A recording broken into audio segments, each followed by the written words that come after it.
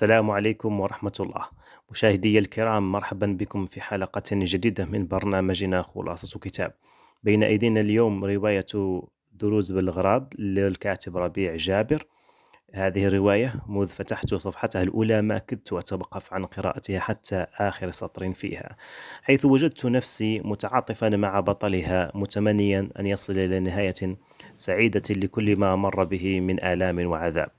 لقد أسرني الكاتب بروعة وصفه وكلماته الدالة في غالبها على الألم والمعاناة، لكنها كانت بتركيب يجعلك تبتسم لما تضمنته من إبداع.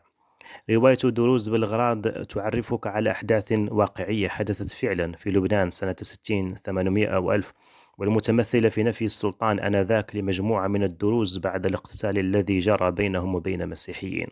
تبدأ الرواية من وجود الشخص الخطأ في المكان الخطأ وأيضا في الزمان الخطأ، وهو حنا يعقوب، بائع البيض المسيحي. أصبح اسمه سليمان عز الدين رغما عنه، وفقط لاضطرار السلطة لتكملة لائحة المنفيين بعد أن أخلي سبيل مسجون درزي هو سليمان عز الدين لقاء فدية مالية، فكان حنا يعقوب هو الفدية الفعلية والضحية في آن. في رواية دروز بلغراد تتلاشى مظاهر الطائفية والمذهبية لتحل محلها مظاهر الوحدة والعيش المشترك وحتى المصير المشترك، حيث تقرأ عن مجموعة من المنفيين ومنهم حنا يعقوب، والذين عاشوا ظروفا مؤلمة وواجهوا متحدين ما اعترضهم من صعوبات، كما تجسد الرواية ما تعرض جميعا له من مهانة وقساوة عيش.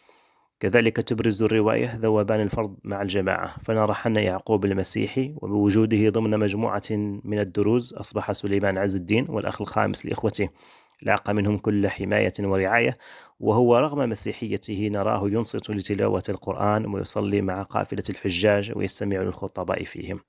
في الحروب والمنازعات غالبا ما يدفع أغلى الأثمان أولئك الذين لا دخل لهم بما يجري، وهذا ما حصل مع حنا يعقوب المسالم الذي جعله حظه العاثر ليكون في مواجهة النفي والسجن والأشغال الشاقة لمدة 12 سنة، سنوات تحول فيها المواطنون السجناء إلى عبيد وأجراء يعملون بالسخرة، وأيضا إلى جنود ووقود معارك لا دخل لهم بها.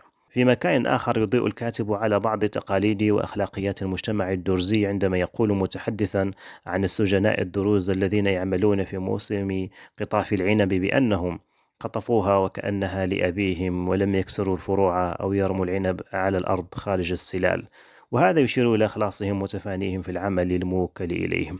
وفي موضع آخر يقول عنهم: إذا دنت منهم امرأة عارية الذراعين حدقوا إلى التراب وتركوا أصابعهم تقطف وحدها كما يفعل العميان، مما يشير إلى تعففهم وترفعهم عن النزوات. في الختام، كلماتي لن تغني عن قراءة الرواية، لكن أعتقد أنها دعوة لكم للبحث عنها والاستمتاع بجمالها. إلى هنا أصل معكم إلى ختام هذه الحلقة. دمتم في حفظ الله ورعايته، والسلام عليكم ورحمة الله.